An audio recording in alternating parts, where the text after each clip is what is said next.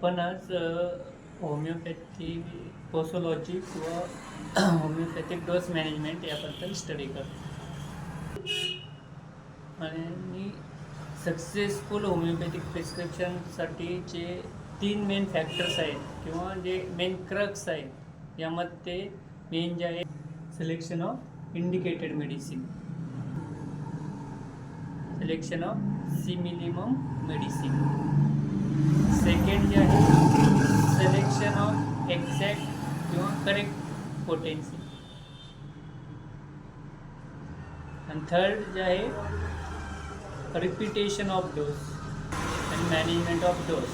Repetition of dose हे 3 main crux आहेत एक सक्सेसफुल किंवा इफेक्टिव्ह होमिओपॅथिक प्रिस्क्रिप्शनसाठी. त्यामध्ये आज आपण जे आहे पोसोलॉजी किंवा डोस मॅनेजमेंटबद्दल बोलणार आहोत. According to the well known homeopaths or the masters of homeopathy like Dr. J.T. Kent, Dr. Stuart Close, Dr. George Vitholkas, or the management of dose is equally important with the selection of potency and selection of remedy. Single dose of indicated remedy is the ideal method for prescription. According to masters, give single dose of well selected or indicated remedy and wait for reaction. Then the question arises,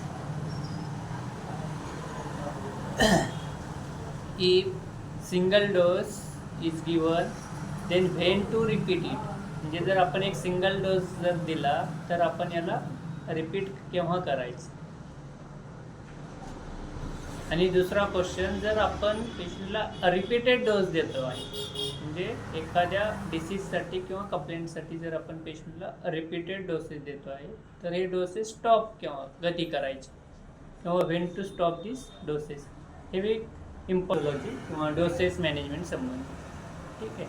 तर यामध्ये जे expert physicians आहेत किंवा जे वेल non homeopathic physicians आहेत, masters आहेत, त्यांच्यानुसार जे आहे सिंगल डोस द्यायचा, त्याचे ॲक्शन वेट करायचं आणि डोस रिपीट कधी करायचा, तर ज्यावेळेस म्हणजे इम्प्रूव्हमेंट जे आहे पेशंटमध्ये, जी काही मेडिसिन दिल्यानंतर जी काही इम्प्रूव्हमेंट बघायला भेटते, ते इम्प्रूव्हमेंट ज्यावेळेस थोडक्यात स्टॉप होईल, म्हणजे when the improvement stops after giving the dose, त्यानंतर सेकंड डोस रिपीट करायचा आहे.